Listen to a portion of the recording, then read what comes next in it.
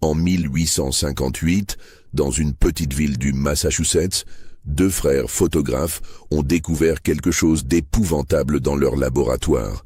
Les visages de leurs derniers clients, censés être morts depuis 3 jours, montraient des expressions de terreur absolue.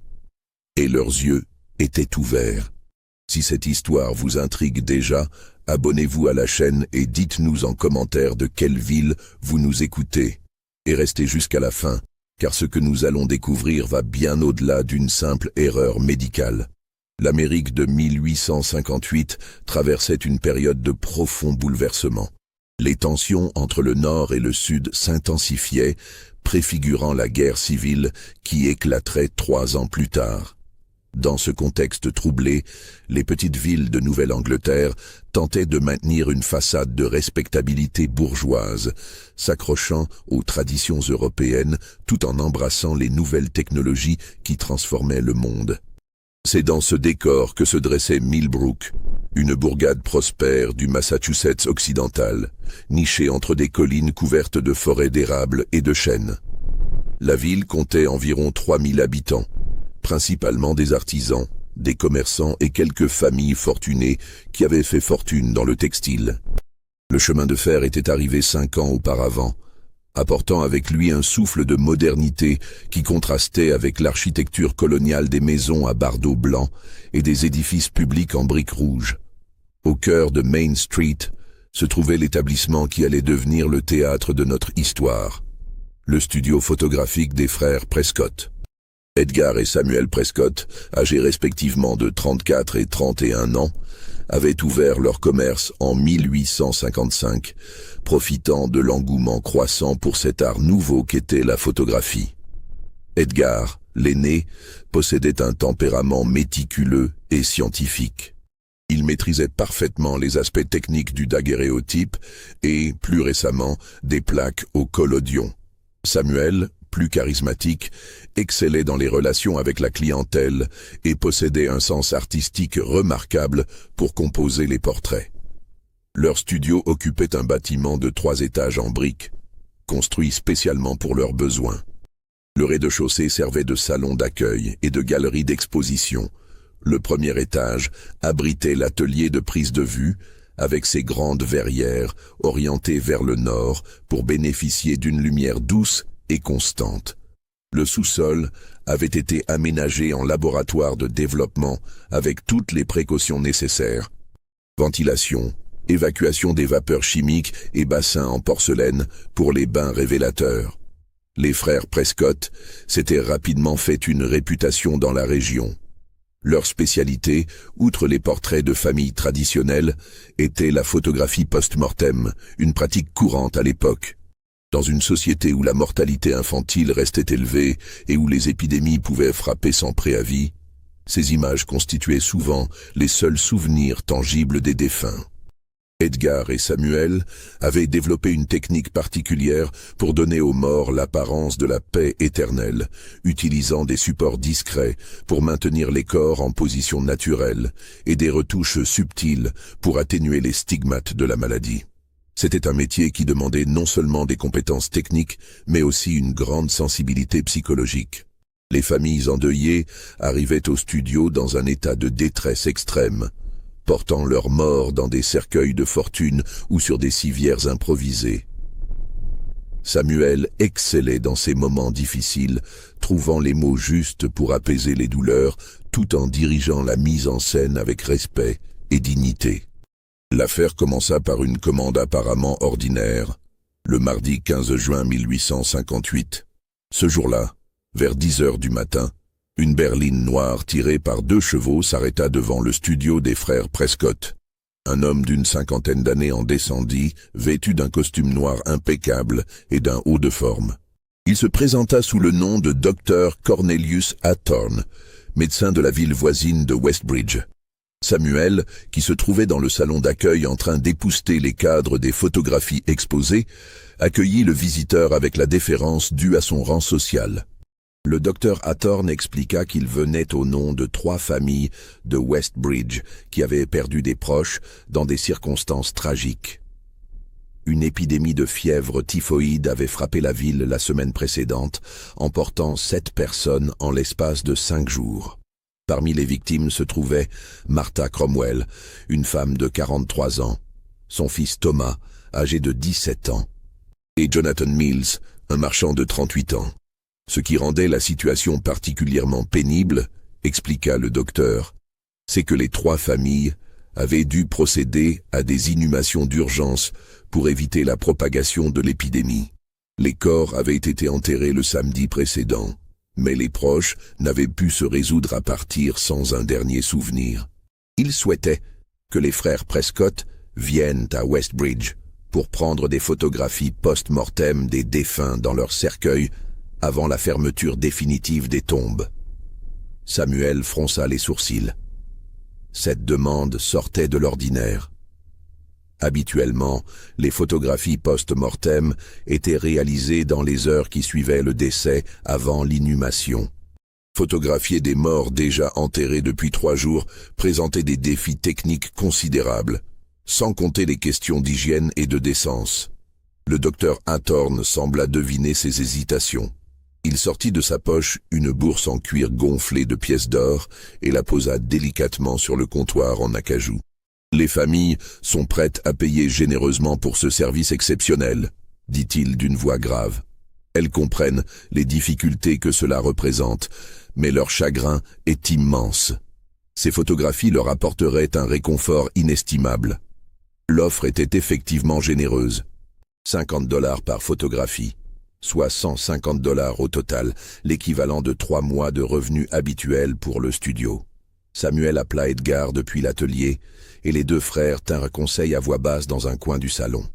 Edgar émit des réserves sur la faisabilité technique de l'opération, mais la perspective financière était trop alléchante pour être refusée. De plus, ils avaient tous 2 été touchés par la sincérité apparente du docteur Hathorn. Ils acceptèrent finalement la commande, convenant de se rendre à Westbridge le lendemain matin avec leur équipement portable, un appareil photographique de voyage, les plaques de verre nécessaires et tous les produits chimiques pour le développement sur place. Le docteur Hathorn leur remit un plan détaillé du cimetière de Westbridge et les coordonnées exactes des 3 tombes concernées. Le mercredi matin, Edgar et Samuel chargèrent leur matériel dans leur charrette et prirent la route de Westbridge. Le trajet de 15 miles à travers les collines boisées du Massachusetts dura environ 3 heures. Ils arrivèrent vers 11 heures dans cette petite ville qui ne comptait guère plus de 800 habitants, principalement des fermiers et des bûcherons. Westbridge était construite autour d'une rue principale bordée de maisons en bois peintes en blanc, avec une église congrégationaliste, une école, un magasin général et une taverne. L'atmosphère de la ville était étrange ce jour-là.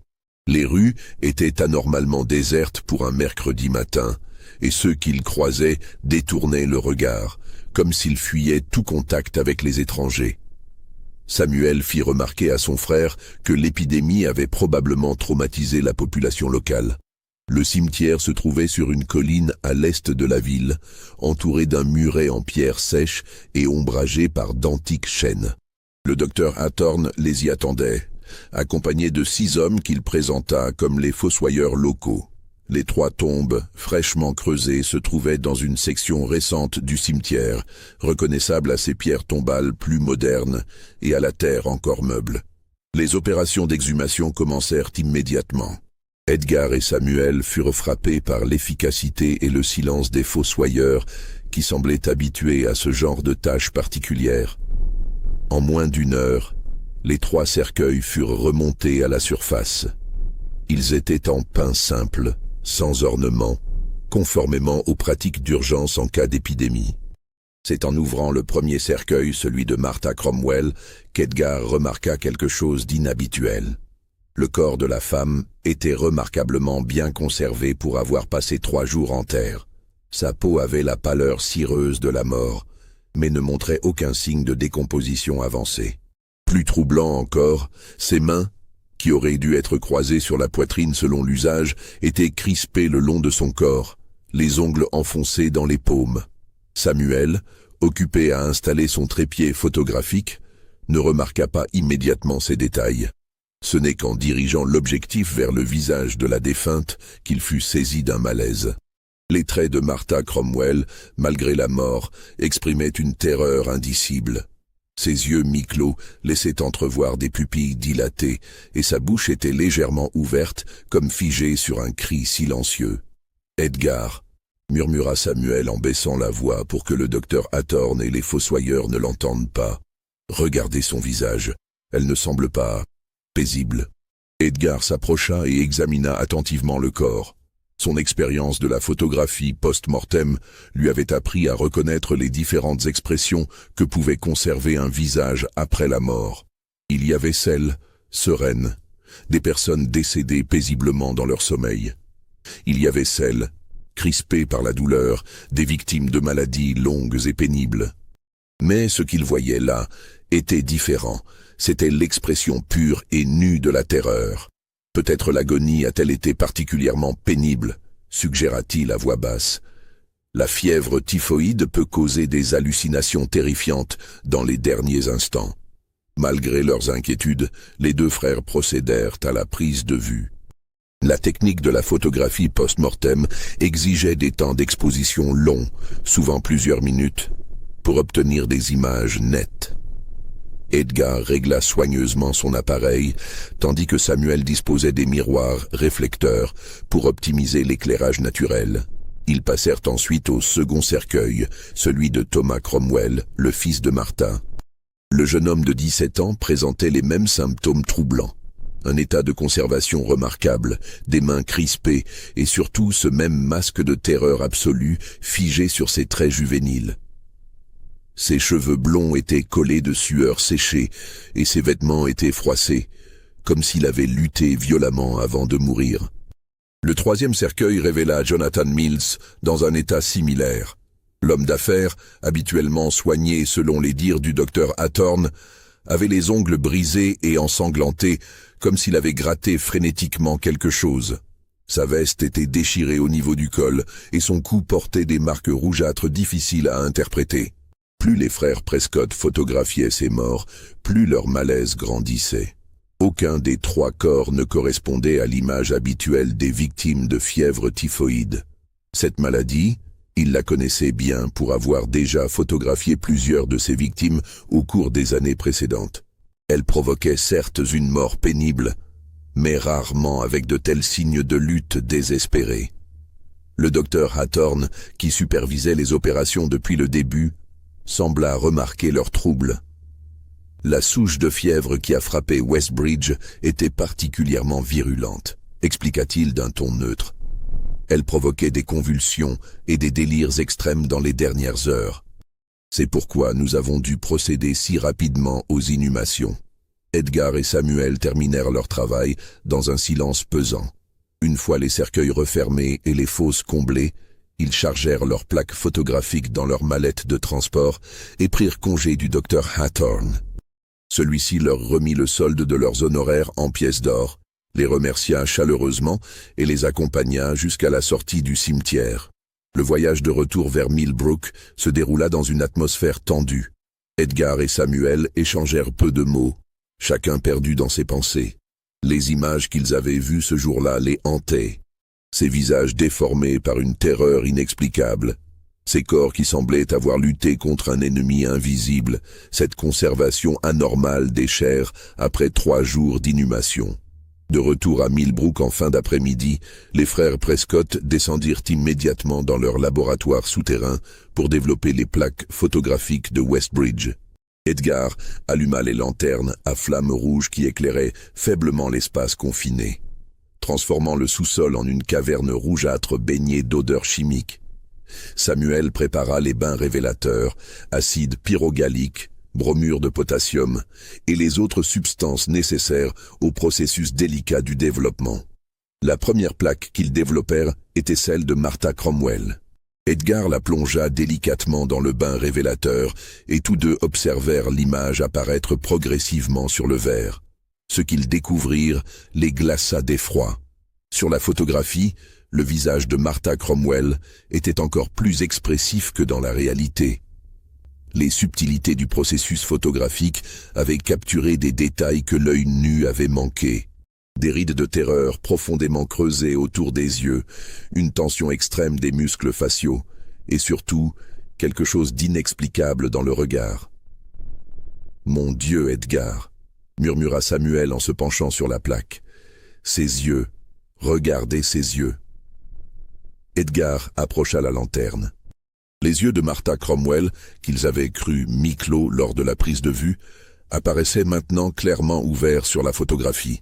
Grands ouverts, dilatés par une terreur absolue et dirigés vers quelque chose qui se trouvait hors du cadre de l'image. L'expression était si saisissante de vie et de peur qu'il semblait impossible que cette femme fût morte depuis 3 jours. La seconde plaque, celle de Thomas Cromwell, révéla un spectacle encore plus troublant. Non seulement les yeux du jeune homme étaient ouverts, mais sa bouche semblait prononcer un mot, un cri silencieux figé dans l'émulsion photographique. Edgar et Samuel tentèrent de déchiffrer la forme que dessinèrent ses lèvres, mais n'y parvinrent pas. L'expression du visage était d'une intensité dramatique qui contrastait violemment avec la paix que devait procurer la mort. La troisième photographie, celle de Jonathan Mills, acheva de les convaincre qu'ils avaient été témoins de quelque chose d'anormal. L'homme d'affaires avait non seulement les yeux ouverts, mais semblait regarder directement vers l'objectif photographique avec une expression de supplication désespérée. Ses mains, qu'ils avaient remarquées crispées le long du corps, apparaissaient sur l'image comme tendues vers l'appareil photo, comme si Mills avait tenté d'appeler à l'aide au moment même où le déclencheur avait été pressé. Edgar retira ses lunettes et les nettoya nerveusement. « Samuel, il y a quelque chose que nous ne comprenons pas dans cette affaire. Ces corps, ils ne ressemblent pas à des victimes de fièvre typhoïde. » Samuel acquiesça, le visage grave. « J'ai photographié des dizaines de morts, Edgar. Jamais je n'ai vu de telles expressions. Et cette conservation des corps après 3 jours en terre, c'est impossible, même par temps froid. » Les 2 frères passèrent le reste de la soirée à examiner et réexaminer les 3 photographies sous tous les angles possibles. Plus ils les étudiaient, plus leur conviction grandissait qu'ils avaient été témoins de quelque chose de profondément anormal.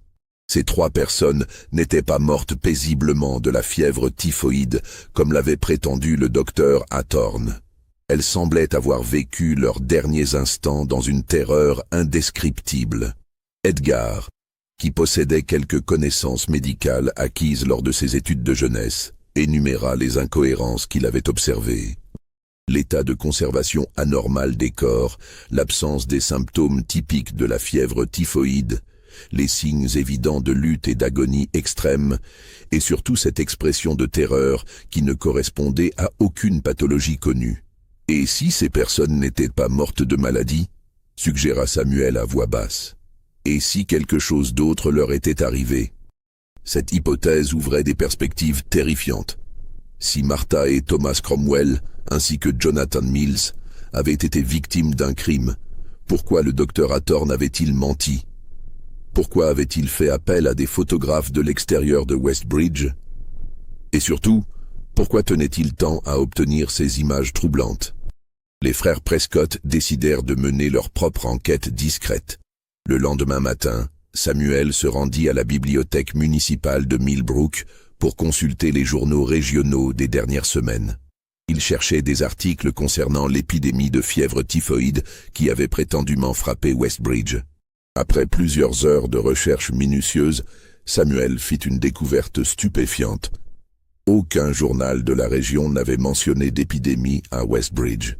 Ni le Millbrook Herald, ni le Western Massachusetts Gazette, ni même les bulletins sanitaires officiels de l'État n'avaient rapporté de cas de fièvre typhoïde dans cette ville au cours des dernières semaines. Cette révélation bouleversa les 2 frères. Si aucune épidémie n'avait frappé Westbridge, alors le docteur Hathorne leur avait menti sur toute la ligne. Mais dans quel but? Et qui étaient réellement les 3 personnes qu'ils avaient photographiées? Edgar proposa de retourner à Westbridge pour mener une enquête plus approfondie.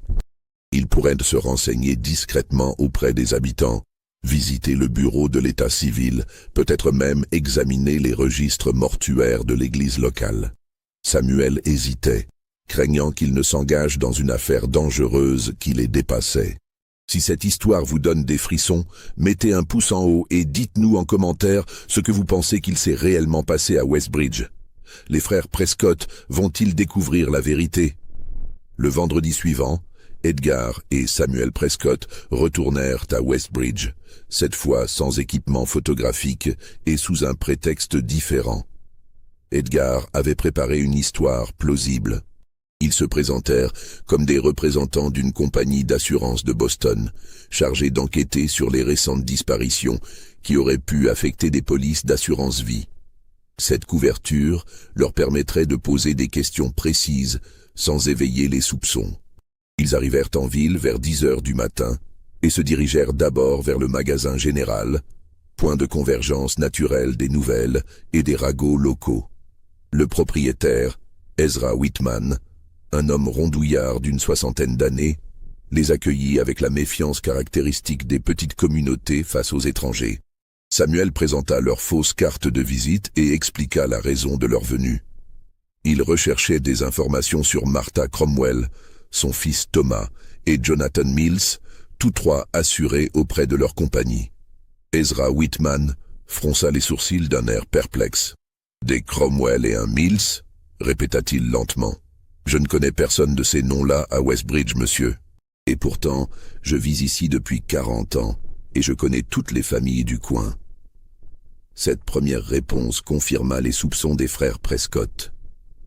Edgar insista, décrivant physiquement les 3 personnes qu'ils avaient photographiées, mais Ezra Whitman maintint qu'ils ne les avait jamais vues. Plus étrange encore, lorsqu'ils mentionnèrent l'épidémie de fièvre typhoïde récente, le commerçant les regarda avec stupéfaction. « Une épidémie? Mais de quoi parlez-vous? Il n'y a pas eu de maladie particulière à Westbridge cette année. Nous avons eu un hiver rigoureux, c'est sûr, et quelques cas de grippe au printemps, mais rien de grave. Vous devez faire erreur de ville. » Edgar et Samuel échangèrent un regard entendu. Ils remercièrent Ezra Whitman et sortirent du magasin, feignant d'accepter qu'il y avait eu confusion dans leur dossier. Une fois dehors, ils décidèrent de poursuivre leur enquête en visitant l'église congrégationaliste, où les registres paroissiaux pourraient leur fournir des informations sur les décès récents. Le pasteur Jeremiah Cotton, un homme maigre, aux cheveux gris et au regard perçant, les reçut dans son bureau attenant au sanctuaire. Les murs étaient couverts de rayonnages contenant les registres paroissiaux remontant à la fondation de la ville. Samuel répéta son histoire d'assurance, et le pasteur accepta de consulter ses registres des derniers mois. Après avoir feuilleté minutieusement les pages des registres de décès, le pasteur Cotton releva la tête avec un sourire d'excuse. « Je regrette, messieurs, mais aucun des noms que vous cherchez n'apparaît dans mes registres. De plus, je peux vous assurer qu'il n'y a eu aucun décès inhabituel à Westbridge au cours des 6 derniers mois. Notre petite communauté jouit d'une santé remarquable, grâce à Dieu. » Cette seconde confirmation de leurs soupçons troubla profondément les 2 frères. Si ni le commerçant ni le pasteur ne connaissaient les prétendues victimes, et si aucune épidémie n'avait frappé la ville, alors qui avait-il photographié dans ce cimetière? Et pourquoi le docteur Hathorne avait-il organisé cette mise en scène élaborée? Edgar demanda au pasteur s'il connaissait le docteur Cornelius Hathorne. Le visage du religieux s'assombrit immédiatement. « Le docteur Hathorne » répéta-t-il lentement. « Ce nom me dit quelque chose, effectivement. Il me semble qu'il y a eu un médecin de ce nom dans la région, il y a quelques années. Mais si ma mémoire est bonne, il a dû partir après certains problèmes. » Le pasteur hésita, visiblement embarrassé de répandre des ragots, mais la curiosité visible des 2 visiteurs l'encouragea à poursuivre. Il y a eu des rumeurs, des accusations concernant ses méthodes thérapeutiques.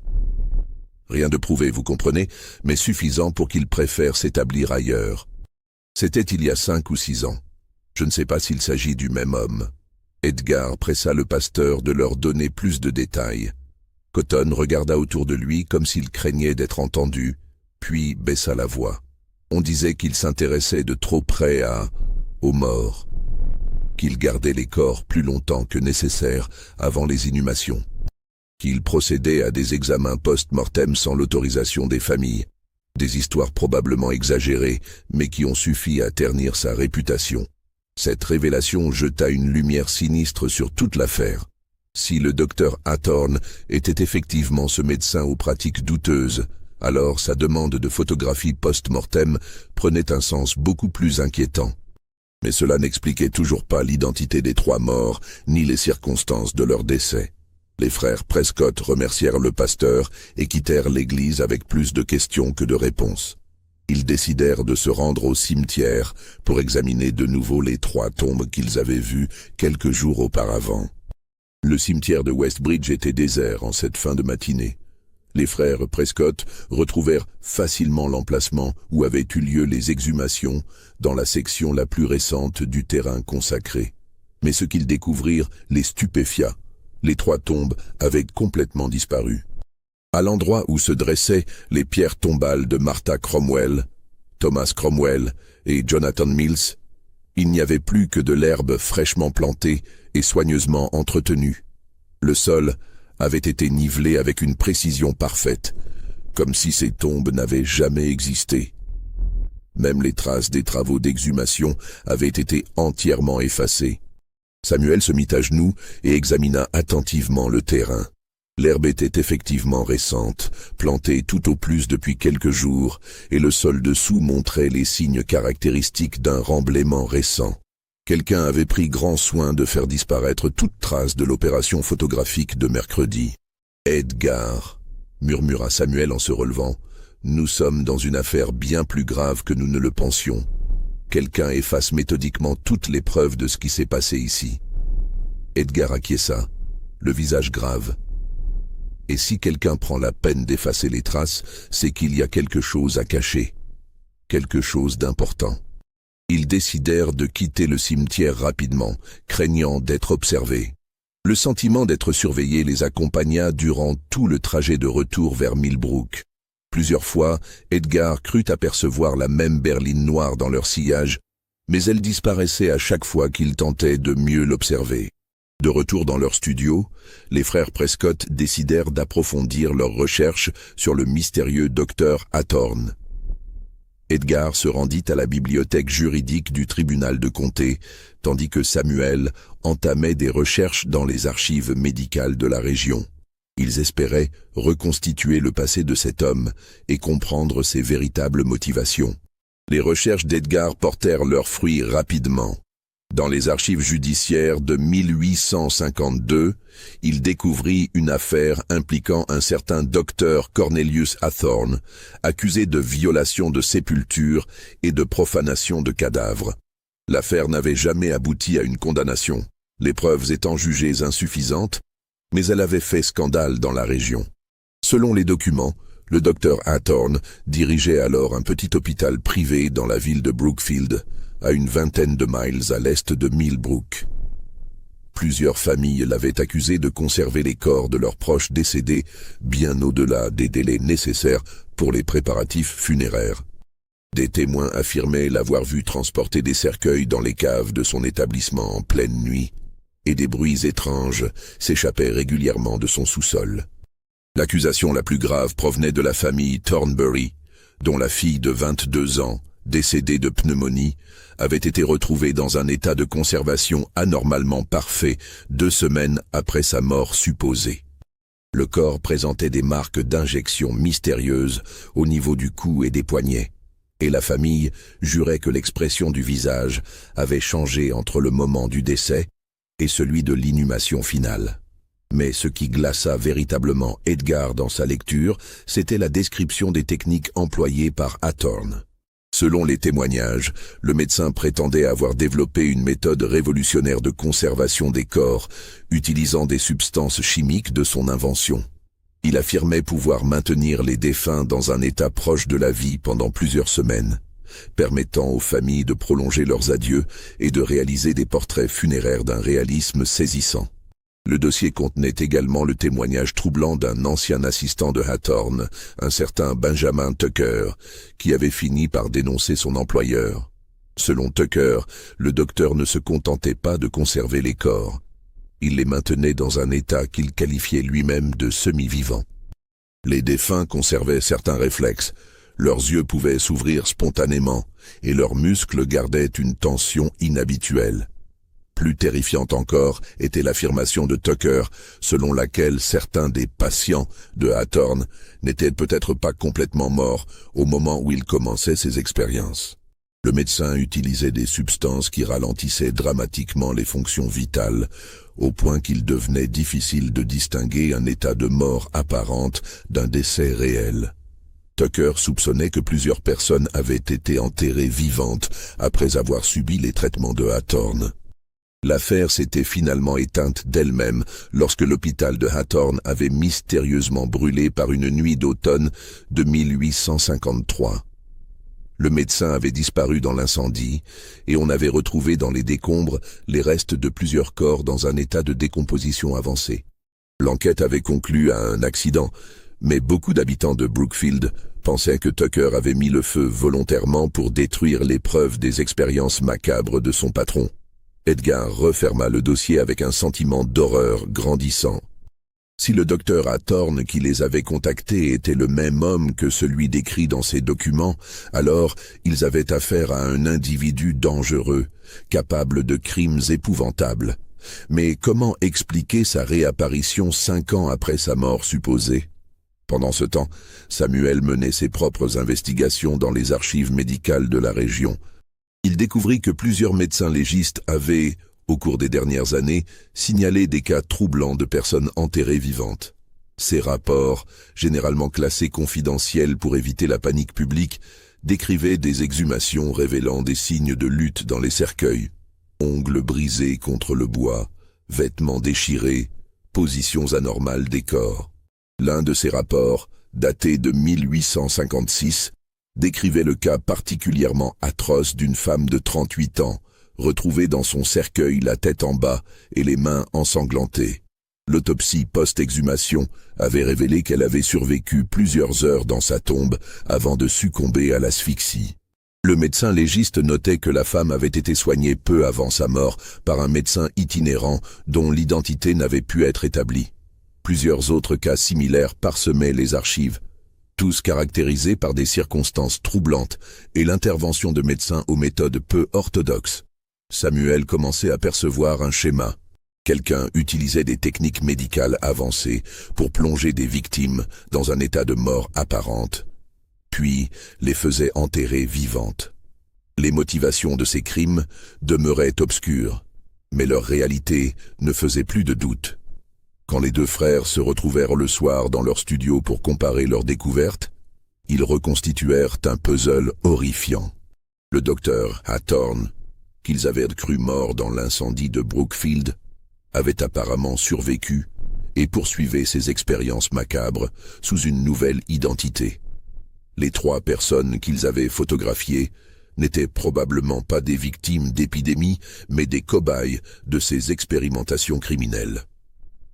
« Mais pourquoi nous avoir fait venir ?» s'interrogea Samuel. « Pourquoi prendre le risque d'exposer ces crimes à des témoins extérieurs ?» Edgar réfléchit longuement avant de répondre.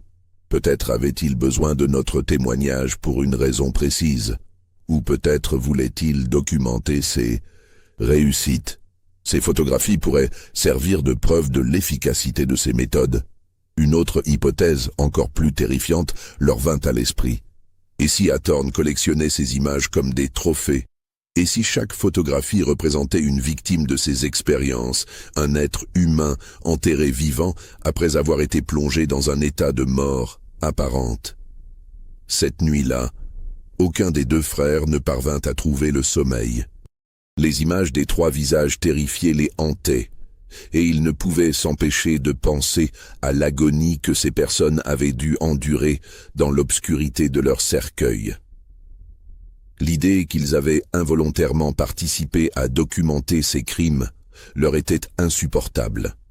Le lundi suivant, Alors qu'Edgar et Samuel tentaient de reprendre une activité normale dans leur studio, ils reçurent une visite qui allait bouleverser encore davantage leur enquête.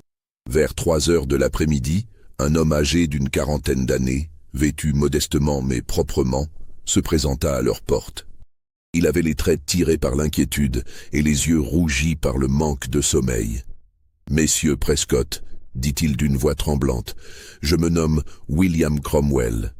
J'ai appris que vous aviez récemment photographié ma femme et mon fils. » Edgar et Samuel se figèrent. William Cromwell correspondait parfaitement au mari et père éploré qu'ils avaient imaginé. Sa présence confirmait que Martha et Thomas Cromwell avaient réellement existé, mais soulevait de nouvelles questions troublantes. Samuel invita William Cromwell à s'asseoir dans le salon du studio et lui offrit un verre d'eau. L'homme accepta avec reconnaissance, ses mains tremblant légèrement en portant le verre à ses lèvres. « Monsieur Cromwell, » commença Edgar avec précaution, « nous sommes désolés pour votre perte. Pouvez-vous nous expliquer comment vous avez appris notre intervention ?» William Cromwell prit une profonde inspiration avant de répondre. « Ma femme et mon fils ont effectivement disparu il y a 10 jours. Pas à Westbridge, comme vous l'a probablement dit ce maudit docteur, mais ici même, à Millbrook. Ils sont partis un matin pour se rendre au marché et ne sont jamais revenus. » Cette révélation stupéfia les deux frères. Martha et Thomas Cromwell étaient donc des habitants de leur propre ville et leur disparition datait d'une époque antérieure à la prétendue épidémie de Westbridge. « J'ai signalé leur disparition au shérif, poursuivit William Cromwell, mais les recherches n'ont rien donné. Et puis, avant-hier, j'ai reçu la visite d'un homme qui prétendait connaître le sort de ma famille. Il m'a dit qu'ils étaient morts d'une épidémie dans une ville voisine, et que vous aviez été chargé de prendre leur dernière photographie. »« Cet homme ?» demanda Samuel. « Pouvez-vous nous le décrire ?» Un homme d'âge mûr, distingué, avec une barbe grise bien taillée. Il portait un costume noir et se présentait comme médecin. Il m'a dit s'appeler... Attendez, Dr. Hathorne, je crois. Edgar et Samuel échangèrent un regard lourd de sens. Le docteur Hathorne était donc venu en personne annoncer à William Cromwell la mort de sa famille, utilisant probablement cette révélation pour le manipuler psychologiquement. « Qu'attendait-il de vous ?» demanda Edgar. William Cromwell sortit une enveloppe de sa poche. Il m'a remis ceci en me disant que c'étaient les photographies de ma femme et de mon fils. Il m'a dit que vous les aviez développées et qu'il était chargé de me les remettre. Mais je n'ai pas osé les regarder. J'avais peur de ce que j'allais y voir. » Edgar prit l'enveloppe avec des mains tremblantes. Elle était scellée avec de la cire rouge, marquée d'un sceau qu'il ne reconnut pas. Il l'ouvrit délicatement et en sortit 2 photographies identiques à celles qu'ils avaient développées dans leur laboratoire. Mais en les examinant de plus près, Edgar remarqua quelque chose d'étrange. Ces photographies, bien qu'identiques en apparence aux leurs, présentaient des détails légèrement différents. L'éclairage était subtilement modifié, les ombres tombaient différemment, et surtout, l'expression des visages semblait encore plus intense, plus terrifiante que dans leurs propres clichés. « Monsieur Cromwell, » dit Samuel avec douceur, « ces photographies ne sont pas celles que nous avons prises. Quelqu'un a pris d'autres clichés de votre famille, probablement après nous. » Cette révélation ébranla William Cromwell. « Mais pourquoi ? Pourquoi quelqu'un ferait-il cela ?» Edgar hésita avant de répondre. Il ne pouvait pas révéler à cet homme brisé par le chagrin l'horrible vérité qu'il soupçonnait, que sa femme et son fils avaient probablement été enterrés vivants après avoir subi les expérimentations du docteur Hathorne. Au lieu de cela, il choisit une approche plus prudente. « Monsieur Cromwell, nous pensons que votre famille a été victime d'un crime. Le docteur Hathorne n'est pas ce qu'il prétend être, et nous craignons qu'il ne soit impliqué dans leur disparition. » William Cromwell pâlit. « Un crime ? Mais il m'a dit qu'ils étaient à mort de maladie. Il m'a même donné l'adresse du cimetière où ils sont enterrés. »« Quelle adresse vous a-t-il donnée ?» demanda rapidement Samuel. « Le cimetière de Westbridge. Il m'a dit que je pourrais me recueillir sur leur tombe si je le souhaitais. » Edgar secoua la tête. Nous nous sommes rendus dans ce cimetière vendredi dernier, monsieur Cromwell. Il n'y a aucune tombe au nom de votre famille. Quelqu'un a effacé toutes les traces de l'opération à laquelle nous avons participé. La nouvelle assomma littéralement William Cromwell. Il porta ses mains à son visage et se mit à sangloter silencieusement. Alors ils sont peut-être encore vivants quelque part, prisonniers de ce monstre. Cette possibilité, bien qu'improbable après 10 jours, redonna un semblant d'espoir à l'homme brisé. Edgar et Samuel décidèrent de lui révéler une partie de ce qu'ils avaient découvert sur Athorn, en omettant les détails les plus atroces pour ne pas l'accabler davantage. Ils lui expliquèrent les antécédents judiciaires du médecin, ses expériences macabres avec les corps et sa disparition supposée dans l'incendie de Brookfield. William Cromwell écoutait avec une attention fébrile, s'accrochant à chaque information susceptible de l'aider à retrouver sa famille. « Il faut prévenir les autorités », dit-il finalement. « Le shérif doit être informé de tout cela. » Edgar hésita. « Monsieur Cromwell, nous n'avons que des soupçons et des coïncidences troublantes. Aucune preuve tangible qu'un crime a été commis. Et si Athorn est aussi retors que nous le pensons, il aura pris ses précautions pour effacer toutes les traces. Alors, que proposez-vous » demanda William Cromwell avec une pointe de désespoir dans la voix. Samuel regarda son frère, puis prit une décision qui allait les engager tous dans une voie dangereuse. « Nous allons mener notre propre enquête, monsieur Cromwell. Nous allons retrouver ce que le docteur Athorn a fait de votre famille, et nous le ferons payer pour ses crimes. » Dans les jours qui suivirent, Edgar et Samuel Prescott, aidés par William Cromwell, menèrent une investigation de plus en plus périlleuse pour découvrir la vérité sur les agissements du docteur Athorn. Leur première démarche consista à retrouver la trace de Benjamin Tucker, l'ancien assistant de Athorn, qu'il avait dénoncé en 1852. Les recherches les menèrent à un quartier pauvre de Springfield, où Tucker vivait dans une petite pension de famille sous un nom d'emprunt. L'homme qu'ils rencontrèrent était une épave humaine, rongée par l'alcool et les remords. Ses cheveux avaient blanchi prématurément et ses mains tremblaient constamment, comme s'il était hanté par des souvenirs trop lourds à porter. Quand Edgar mentionna le nom d'Athorn, Tucker eut un mouvement de recul si violent qu'il renversa sa chaise. « Ce nom ne doit pas être prononcé », murmura-t-il en jetant des regards craintifs autour de lui. « Il entend tout, il voit tout, même mort, il continue à nous hanter. » Samuel eut toutes les peines du monde à calmer Tucker et à le convaincre de leur parler. L'ancien assistant accepta finalement de révéler ce qu'il savait, mais seulement après qu'ils eurent juré de ne jamais révéler la source de leurs informations. « Athorn n'est pas mort dans l'incendie », avoua Tucker d'une voix brisée. « C'est moi qui ai mis le feu à son laboratoire, c'est vrai, mais il avait déjà quitté les lieux avec ces créatures. Il savait que j'allais le dénoncer. Il était toujours un pas en avance sur tout le monde. » Tucker leur révéla que Athorn avait développé une technique révolutionnaire mais diabolique. En utilisant un mélange de substances chimiques de sa composition, incluant du curare et d'autres toxines végétales rares, il pouvait plonger une personne dans un état de mort apparente, si parfait qu'aucun médecin ordinaire ne pouvait détecter la supercherie. Le cœur ralentissait jusqu'à devenir imperceptible. La respiration se réduisait à un souffle si faible qu'il était indétectable, et la température corporelle chutait dramatiquement. Mais le plus terrible, poursuivit Tucker en se versant un nouveau verre d'alcool pour se donner du courage, c'est que les victimes restaient conscientes. Elles entendaient tout, sentaient tout, mais ne pouvaient ni bouger ni parler. Elles assistaient à leurs propres funérailles, à leur mise en bière, à leur descente dans la tombe, et elles savaient qu'elles allaient mourir pour de bon dans l'obscurité de leur cercueil. Cette révélation glaça les trois hommes.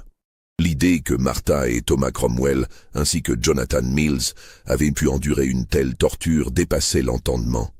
William Cromwell était devenu livide et semblait sur le point de s'évanouir. « Mais pourquoi » demanda Edgar d'une voix étranglée. « Pourquoi infliger de telles souffrances ?» Tucker secoua la tête tristement. « Au début, Je pensais qu'il cherchait à comprendre le processus de la mort, à explorer les frontières entre la vie et le trépas. Mais avec le temps, j'ai compris qu'il y prenait un plaisir malsain. Il aimait exercer ce pouvoir absolu sur ses victimes, les voir terrifiées et impuissantes. C'était un monstre déguisé en savant. L'ancien assistant leur révéla également que Hathorn ne travaillait pas seul. Il était en contact avec un réseau de complices dans plusieurs villes de Nouvelle-Angleterre. Embaumeurs corrompus, fossoyeurs sans scrupules, et même quelques médecins qui fermaient les yeux sur ses méthodes en échange de généreux paiements. Ce réseau lui permettait de faire disparaître des personnes sans laisser de traces, en créant de fausses identités de mort et en organisant de fausses inhumations. Il choisissait soigneusement ses victimes, expliqua Tucker. Des personnes seules, sans famille proche, ou des familles entières qu'il pouvait faire disparaître d'un coup. Il évitait soigneusement ceux qui risquaient d'être recherchés activement. Mais dans le cas des Cromwell, Hathorn semblait avoir commis une erreur. William Cromwell était un homme déterminé, et sa recherche inlassable de sa famille avait fini par attirer l'attention. Tucker supposa que le médecin avait organisé la mise en scène photographique pour donner une conclusion définitive à l'affaire, en fournissant des preuves de la mort naturelle de Martha et Thomas. « Où peut-il se cacher maintenant » demanda Samuel. Tucker réfléchit longuement avant de répondre. Il possédait plusieurs propriétés secrètes dans la région, des endroits où il menait ses expériences à l'abri des regards. Je me souviens d'une ancienne ferme abandonnée près de Belchertown et d'un entrepôt désaffecté près des docks de Hartford. Mais il change constamment de lieu, par prudence. L'ancien assistant leur donna toutes les informations dont il disposait encore, y compris la description physique précise d'Hathorn et les noms de quelques-uns de ses complices présumés. Avant de les quitter, il les mit en garde contre les dangers qu'ils couraient. Hathorn ne laisse jamais de témoins gênants en vie, les prévint-il. Si vous continuez à fouiller dans ses affaires, il finira par s'en prendre à vous. Et croyez-moi, vous préféreriez une mort ordinaire à ce qu'il est capable de vous infliger. Malgré ces avertissements terrifiants, Edgar, Samuel et William Cromwell étaient déterminés à poursuivre leur enquête. Ils ne pouvaient abandonner maintenant qu'ils commençaient à comprendre l'ampleur des crimes d'Hathorn. Trop de victimes innocentes avaient déjà payé de leur vie la folie de ce médecin dévoyé. Armés des informations fournies par Benjamin Tucker, les trois hommes organisèrent méthodiquement leurs recherches. Edgar se chargea d'enquêter sur la ferme abandonnée de Belchertown, Samuel partirait explorer l'entrepôt de Hartford, et William Cromwell resterait à Millbrook pour surveiller d'éventuels mouvements suspects et servir de point de contact entre les deux frères. Edgar partit le mardi matin pour Belchertown, une petite ville située à une quinzaine de miles au nord-est de Millbrook. La ferme décrite par Tucker se trouvait à plusieurs miles du centre-ville, dans une région isolée de collines boisées. Edgar loua un cheval au relais de poste local et prit la direction des terres abandonnées que lui avait indiqué l'ancien assistant d'Hathorn. Il lui fallut plusieurs heures pour localiser la propriété, dissimulée au bout d'un chemin de terre, envahi par la végétation. La ferme avait manifestement été abandonnée depuis des années. Les bardeaux du toit étaient moisis et partiellement effondrés. Les volets pendèrent de leurs gonds et les champs environnants avaient été reconquis par les ronces et les jeunes arbres. Mais en s'approchant, Edgar remarqua des détails troublants. Malgré son apparence d'abandon, la propriété montrait des signes récents d'occupation. Des traces de roues de charrette dans la boue du chemin, des cendres fraîches près de l'entrée de la grange, et surtout, une odeur chimique étrange qui flottait dans l'air. Edgar attacha son cheval à distance respectueuse et s'approcha prudemment de la maison principale. Les fenêtres étaient condamnées par des planches, mais il réussit à trouver un interstice suffisant pour regarder à l'intérieur. Ce qu'il vit confirma ses pires soupçons. La pièce principale avait été transformée en laboratoire improvisé. Des tables en bois soutenaient un arsenal d'instruments médicaux. Scalpels, seringues, flacons de produits chimiques et autres outils dont Edgar préférait ignorer l'usage. Des étagères longèrent les murs, chargées de bocaux contenant des substances non identifiables baignant dans des liquides colorés. Mais le plus terrifiant était une série de tables métalliques alignées au centre de la pièce, équipées de sangles en cuir et de chaînes. Plusieurs de ces tables portaient encore des traces sombres qui ressemblaient fort à du sang séché. Edgar frissonna en imaginant les tortures qui avaient pu y être infligées. Il contourna la maison pour examiner la grange et c'est là qu'il fit la découverte la plus horrible de toute l'enquête.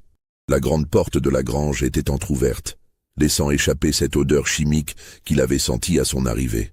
Edgar poussa délicatement le battant et pénétra dans l'obscurité de l'intérieur. Ses yeux mirent quelques instants à s'habituer à la pénombre, puis il distingua une dizaine de cercueils alignés dans la grange. Certains étaient ouverts, révélant qu'ils étaient vides, mais d'autres restaient fermés.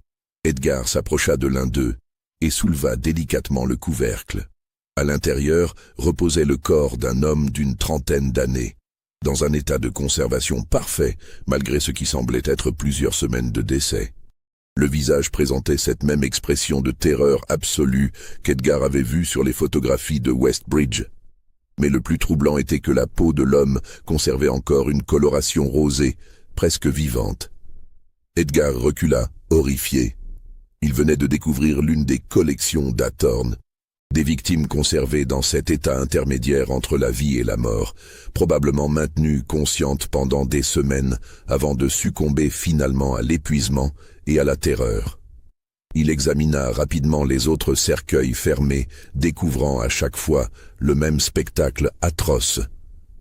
Des hommes, des femmes, parfois même des enfants, tous figés dans des expressions d'épouvante indicibles. Certains corps portaient des marques d'injection, d'autres montraient des signes de lutte et de désespoir.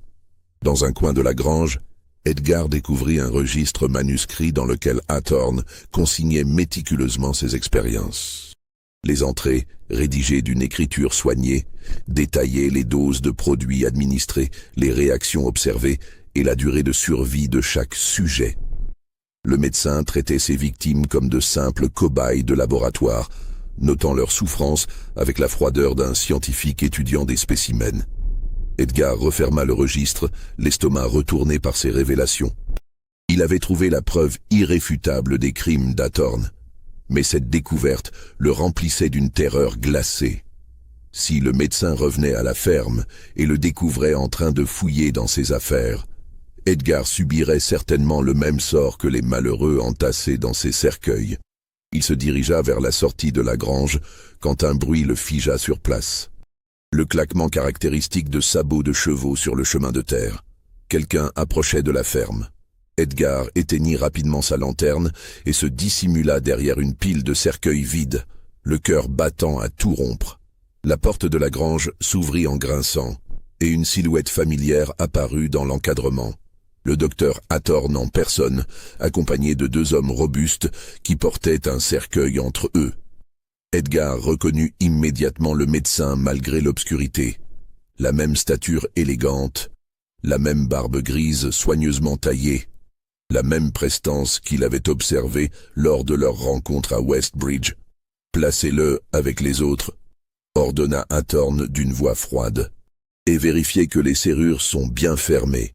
Je ne veux pas d'autres incidents comme la semaine dernière. » Les deux hommes obéirent en silence, déposant le cercueil à côté des autres.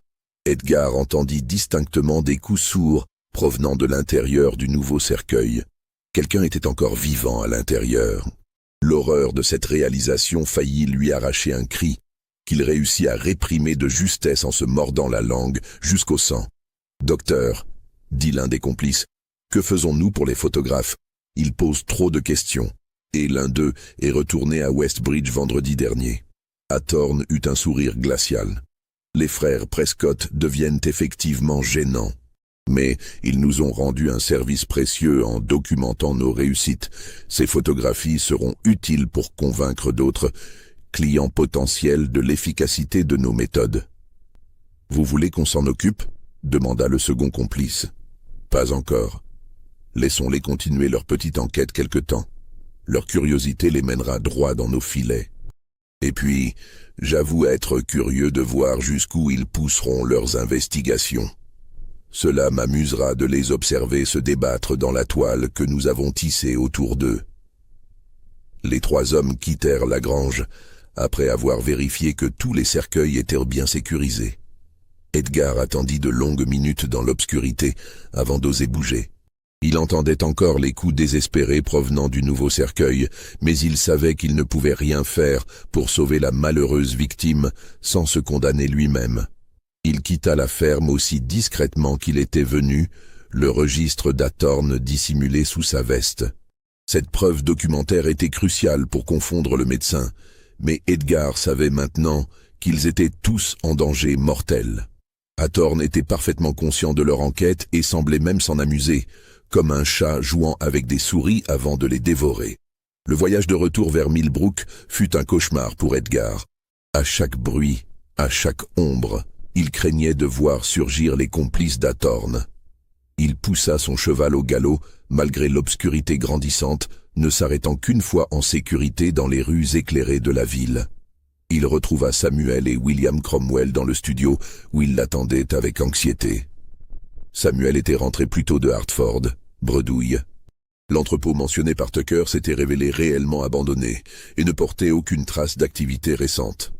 Mais les découvertes d'Edgar compensaient largement cet échec. Edgar leur raconta ce qu'il avait vu à la ferme, montrant le registre qu'il avait subtilisé et décrivant la collection macabre de cercueils. William Cromwell était devenu livide en apprenant que certaines victimes étaient encore vivantes, enfermées dans leurs cercueils comme dans des tombeaux prématurés. « Il faut absolument prévenir les autorités maintenant », insista Cromwell. « Nous avons des preuves tangibles, ce registre détaille tous ces crimes. » Samuel acquiesça, mais Edgar secoua la tête. « Athorn sait que nous enquêtons sur lui. Il nous a probablement fait suivre et il déplacera sa base d'opération dès ce soir. Le temps que nous convaincions le shérif et qu'une expédition soit organisée, la ferme sera vide et les preuves auront disparu. »« Alors que proposez-vous » demanda Cromwell avec désespoir. Edgar réfléchit intensément. Une idée audacieuse germait dans son esprit, dangereuse mais peut-être la seule façon de confondre définitivement Athorn. « Nous allons lui tendre un piège. Nous allons nous servir de ce qu'il croit être notre faiblesse. Notre curiosité. » Il expliqua son plan aux 2 autres hommes. Athorn s'amusait visiblement à les voir mener leur enquête, se croyant maître du jeu. Edgar proposait de jouer cette comédie jusqu'au bout, en feignant de tomber dans un piège tendu par le médecin, mais en préparant secrètement leur propre embuscade. Si tout se passait bien, ils pourraient capturer Athorn en flagrant délit et libérer ses victimes encore vivantes. Le plan était risqué, mais c'était leur seule chance de sauver Martha et Thomas Cromwell, s'ils étaient encore en vie, et d'empêcher Athorn de faire d'autres victimes. Ils passèrent le reste de la nuit à peaufiner les détails de leur stratégie, préparant minutieusement chaque étape de ce qui devait être la confrontation finale avec le médecin démoniaque. Le lendemain matin, Edgar mit en œuvre la première phase de leur plan. Il se rendit ostensiblement à la bibliothèque municipale, faisant mine de chercher d'autres informations sur Athorn, tout en s'arrangeant pour être vu et suivi par les espions du médecin. Il consulta bruyamment les registres d'état civil, posant des questions précises aux bibliothécaires sur les décès suspects survenus dans la région au cours des dernières années. Pendant ce temps, Samuel et William Cromwell se rendaient discrètement chez le shérif Josiah Porter pour le mettre au courant de leur découverte. Porter était un homme intègre d'une 50aine d'années, respecté de tous les habitants de Millbrook. Il écouta leur récit avec un scepticisme initial qui se transforma progressivement en horreur quand ils lui montrèrent le registre d'Athorn. « Par tous les saints !» murmura le shérif en feuilletant les pages manuscrites. « Si ce document est authentique, nous avons affaire au plus grand criminel que cette région ait jamais connu. » Samuel lui expliqua le plan qu'ils avaient élaboré. Attirer Athorn dans un lieu sûr où il pourrait être arrêté, tout en s'assurant que les autorités soient présentes pour découvrir ses victimes et libérer celles qui étaient encore en vie. Le shérif Porter accepta de coopérer, mais insista pour que des renforts soient prévenus et que l'opération soit menée avec la plus grande prudence. L'appât du piège fut tendu dans l'après-midi. Edgar retourna au studio et rédigea ostensiblement une lettre qu'il confia au facteur local, s'arrangeant pour que plusieurs personnes l'entendent donner l'adresse. Une poste restante à Springfield sous le nom de Benjamin Tucker. Dans cette lettre, il prétendait avoir découvert l'emplacement du laboratoire d'Hawthorne et proposait à Tucker de l'accompagner pour une confrontation finale le soir même. Bien entendu, cette lettre était un leurre destiné à tromper les espions d'Hawthorne. Edgar savait que Tucker n'était pas impliqué dans le piège, mais il comptait sur la paranoïa du médecin pour qu'il intercepte le courrier et en tire de fausses conclusions. Le véritable plan était tout autre. En réalité, Edgar, Samuel et William Cromwell avaient prévu de se rendre au studio photographique après la tombée de la nuit, accompagnés du shérif Porter et de 2 adjoints armés. Ils transformeraient le sous-sol du studio en piège mortel, utilisant les produits chimiques du laboratoire photographique pour créer des fumées toxiques qui neutraliseraient Hawthorne et ses complices s'ils tentaient de pénétrer dans le bâtiment. L'idée était qu'Hawthorne, croyant les frères Prescott partis à Springfield, viendrait fouiller leur studio pour détruire les preuves qu'ils avaient pu rassembler contre lui. Les fumées chimiques l'assommeraient, permettant aux forces de l'ordre de l'arrêter sans risquer de vies humaines. Mais Hawthorne était plus retors qu'il ne l'avait imaginé. Vers 6 heures du soir, alors qu'Edgar finalisait les derniers préparatifs dans le laboratoire souterrain, Samuel fit irruption dans le sous-sol, le visage blême de terreur. « Edgar, Cromwell a disparu. Je l'ai quitté il y a 1 heure devant l'église, et quand je suis revenu à notre rendez-vous, il avait disparu. J'ai trouvé ça cloué sur la porte de l'église. » Samuel tendit à son frère un morceau de papier sur lequel était écrit un message à l'encre rouge. « Si vous voulez revoir Cromwell, vivant, rendez-vous ce soir à minuit au cimetière de Westbridge. Venez seul, sans armes, et apportez toutes les preuves que vous avez rassemblées contre moi. Toute tentative de tromperie coûtera la vie à Cromwell, et à bien d'autres. Dr H. » Edgar froissa le message avec rage. Hawthorne avait retourné la situation à son avantage, transformant les chasseurs en proie. En enlevant William Cromwell, il les forçait à abandonner leur stratégie défensive et à se rendre sur un terrain qu'ils contrôlaient entièrement. « Nous devons prévenir le shérif », dit Samuel. « Porter et ses hommes peuvent nous accompagner discrètement au cimetière. » Mais Edgar secoua la tête. « Hawthorne nous surveillera certainement. S'il voit la moindre trace des forces de l'ordre, il tuera Cromwell immédiatement. Nous devons jouer selon ses règles, du moins en apparence. » Les 2 frères réfléchirent intensément à la situation.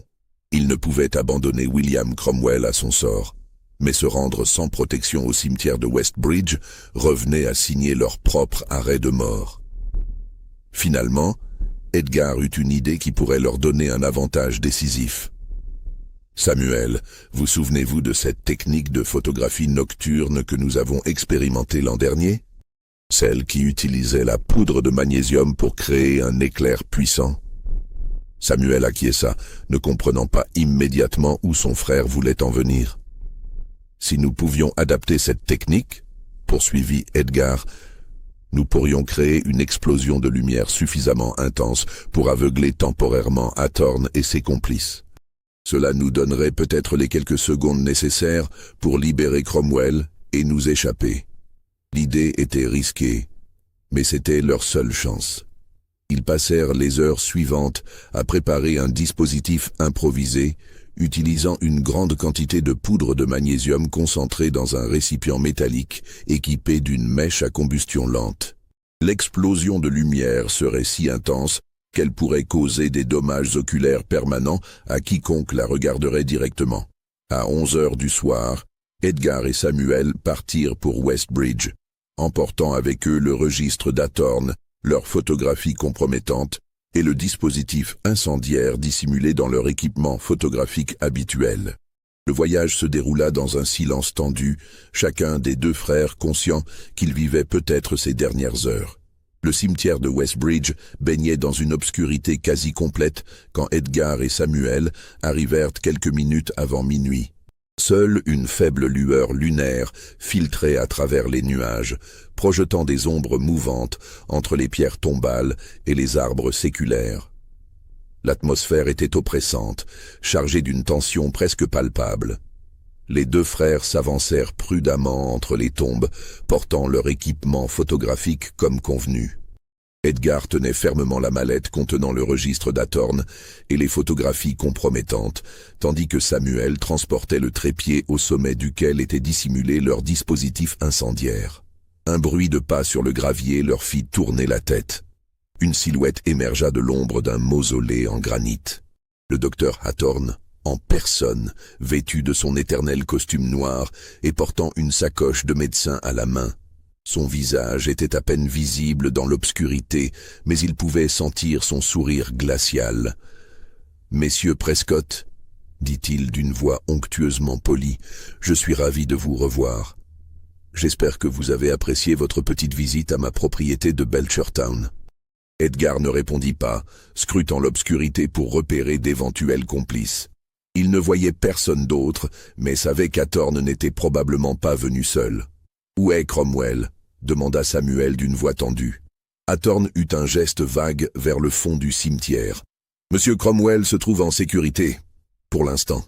Il a eu l'amabilité de me servir de cobaye pour ma dernière expérimentation. Je dois avouer que les résultats sont tout à fait fascinants. » Cette révélation glaça les deux frères. Si Atorn avait déjà administré ces substances chimiques à William Cromwell, l'homme était peut-être déjà dans cet état de mort apparente qui précédait l'enterrement vivant.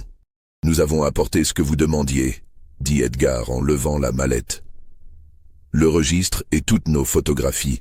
Maintenant, libérez Cromwell. » Atorn secoua la tête avec un sourire condescendant. « Je crains que les choses ne soient pas si simples, messieurs. Vous avez vu beaucoup trop de choses, et votre curiosité est devenue dangereuse pour mes affaires. Je ne peux pas vous laisser repartir. » Des bruits de pas résonnèrent autour d'eux. 4 hommes robustes émergèrent de derrière les tombes, encerclant les frères Prescott. Edgar reconnut 2 d'entre eux, les complices qu'il avait vus à la ferme de Belchertown. Ils portaient tous des matraques et des cordes, manifestement préparés à capturer les 2 photographes. « Vous voyez, » poursuivit Atorn, « j'ai toujours été intrigué par les possibilités artistiques de mes méthodes. Ces photographies que vous avez prises de mes patients m'ont donné des idées. Imaginez les expressions que vous pourriez capturer si vous étiez vous-même les sujets de l'expérience. » Edgar comprit avec horreur qu'Atorn projetait de les transformer en cobayes, de les maintenir conscients mais paralysés pendant qu'ils seraient enterrés vivants.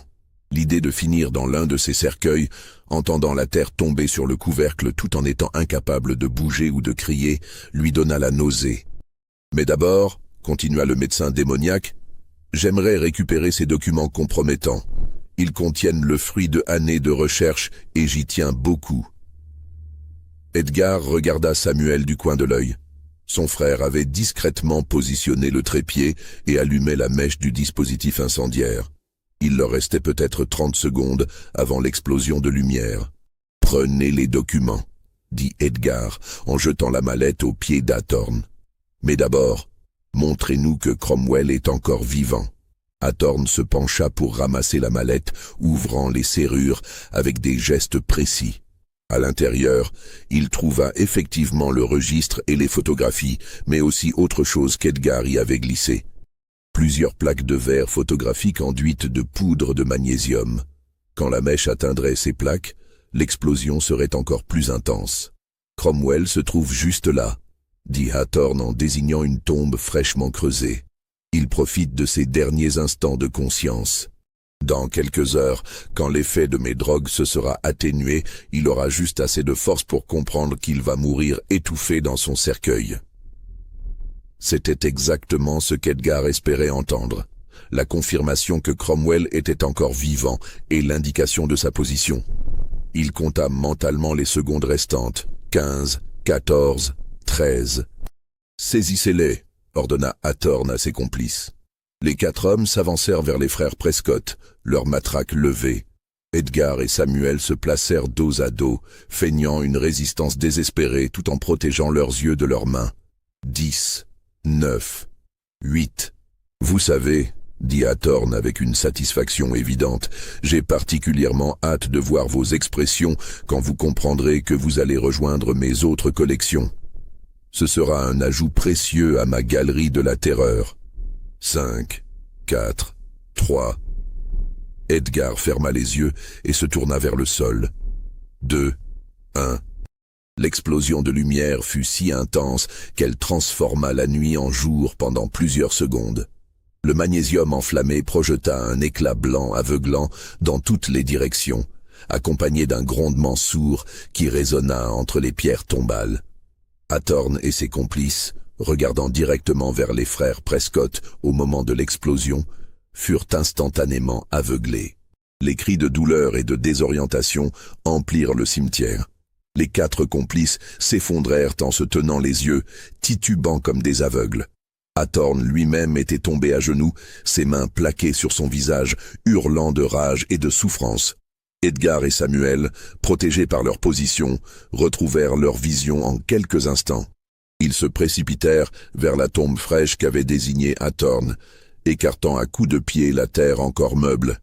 Quelques pieds sous la surface, ils trouvèrent un cercueil en pin fermé par un simple loquet. À l'intérieur, William Cromwell gisait immobile, les yeux ouverts mais fixes, la peau pâle et froide. Il respirait à peine, mais il était vivant. Edgar le prit dans ses bras tandis que Samuel récupérait la mallette abandonnée par Hathorn. « Courons !» cria Samuel. « L'effet de surprise ne durera pas longtemps. » Ils sortirent du cimetière en portant Cromwell inconscient, poursuivi par les imprécations d'Hathorn, qui commençait à retrouver partiellement la vue. Derrière eux, ils entendaient les complices du médecin se relever et tenter de s'organiser pour les poursuivre. Edgar et Samuel atteignirent leur charrette et fouettèrent immédiatement leurs chevaux. Le véhicule bondit en avant, emportant les 3 hommes dans la nuit. Ils avaient réussi à sauver William Cromwell et à conserver les preuves contre Hathorn, mais ils savaient que le médecin démoniaque ne renoncerait pas facilement. Le voyage de retour vers Millbrook fut haletant. William Cromwell reprit progressivement conscience pendant le trajet, les effets des drogues d'Hathorn s'estompant lentement. Ses premiers mots furent pour demander des nouvelles de sa femme et de son fils, mais Edgar et Samuel durent lui révéler la terrible vérité. Martha et Thomas Cromwell étaient probablement morts depuis plusieurs jours, leurs corps conservés dans la collection macabre de la ferme de Belchertown. À leur arrivée à Millbrook, ils se rendirent immédiatement chez le shérif Porter, qui avait passé la nuit à organiser une expédition de secours. Le magistrat écouta leur récit avec une stupéfaction croissante, examinant les preuves documentaires qu'ils avaient rassemblées. Le registre d'Hathorn constituait un témoignage accablant de ses crimes, détaillant méticuleusement des dizaines de victimes sur plusieurs années. À l'aube, une troupe de 20 hommes armés, dirigée par Porter et renforcée par des adjoints des comtés voisins, se dirigea vers la ferme de Belchertown. Mais quand ils arrivèrent sur les lieux, ils découvrirent que Hathorn et ses complices avaient fui pendant la nuit, emportant avec eux tout leur matériel et tous les cercueils. La ferme était vide, soigneusement nettoyée de toute trace des expérimentations qui s'y étaient déroulées. Seules quelques taches de sang sur le sol de la grange témoignaient encore des horreurs qui avaient eu lieu en ces lieux. Hathorn avait une fois de plus échappé aux autorités, emmenant avec lui ses victimes encore vivantes vers une destination inconnue. Les recherches se poursuivirent pendant plusieurs semaines.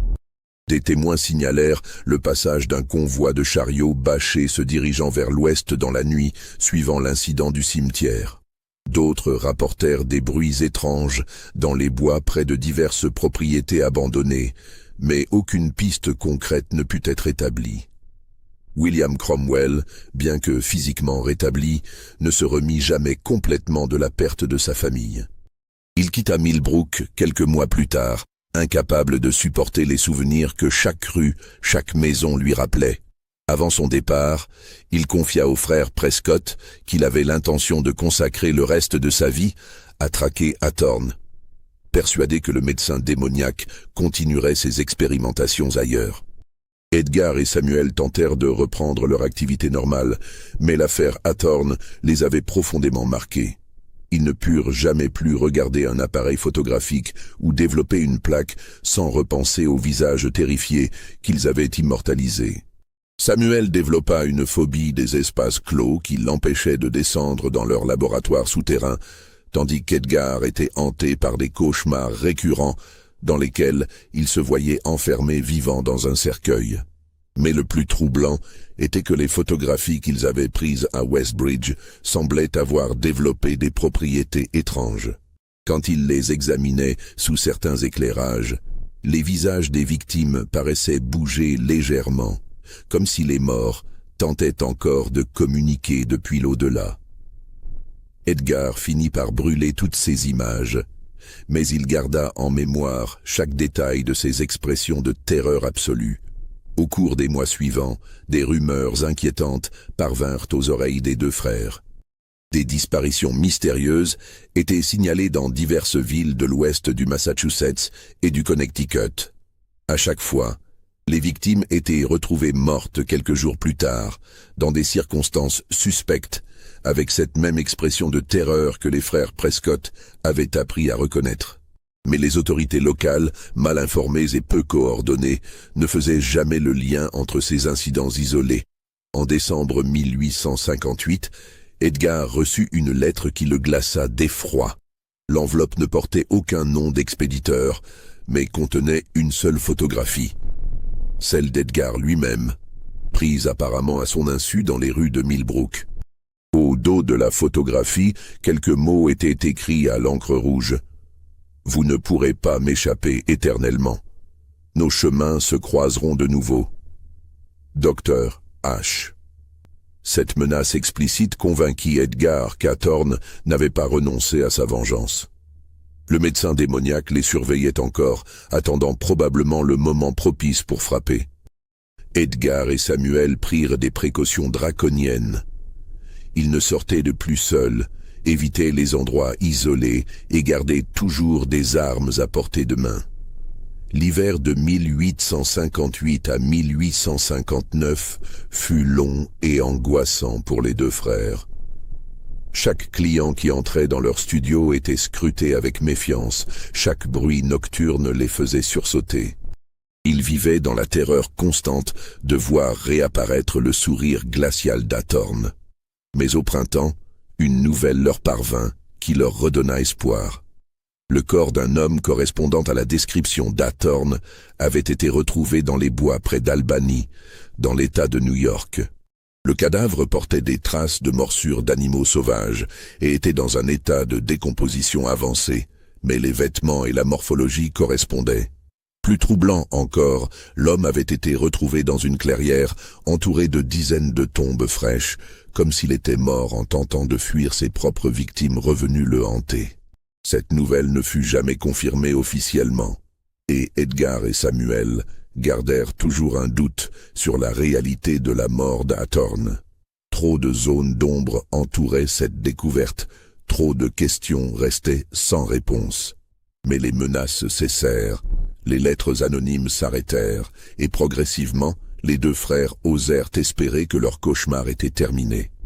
Vous croyez que tout a été révélé dans cette histoire? Que le docteur Athorn a vraiment trouvé la mort dans ces bois d'Albany? Dites-nous en commentaire ce que vous en pensez.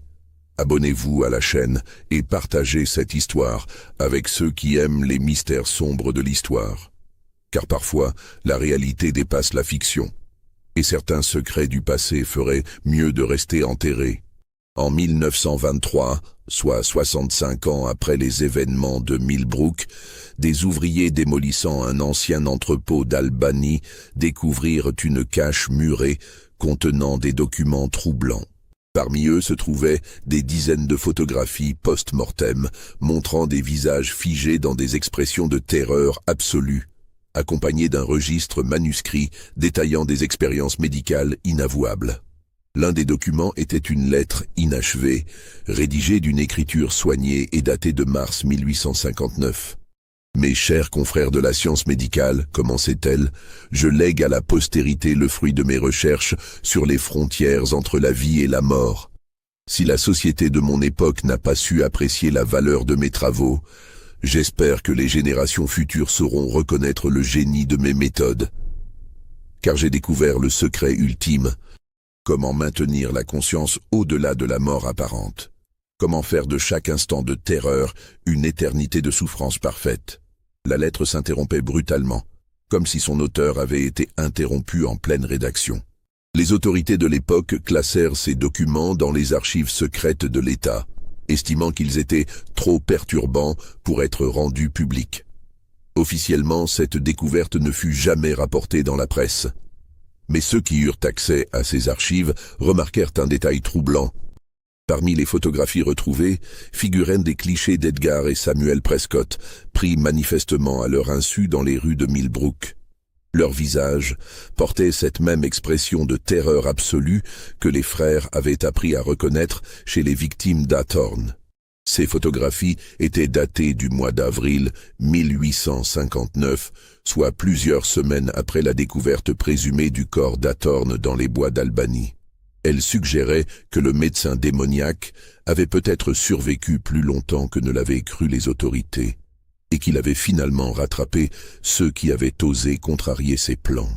Le registre retrouvé mentionnait également l'existence d'autres caches similaires, dissimulées dans diverses villes de Nouvelle-Angleterre. À ce jour, aucune de ces caches n'a été officiellement découverte. Mais parfois, lors de travaux de démolition ou de rénovation dans d'anciens bâtiments, on trouve encore des photographies troublantes, des documents manuscrits ou des traces d'expérimentations inexpliquées. Ces découvertes sont généralement classées secrètes, leurs inventeurs muets sur ce qu'ils ont réellement vu. Car certaines vérités, même historiques, sont trop terrifiantes pour être révélées au grand jour. Et peut-être vaut-il mieux laisser dormir les secrets du docteur Cornelius Athorn dans l'oubli de l'histoire.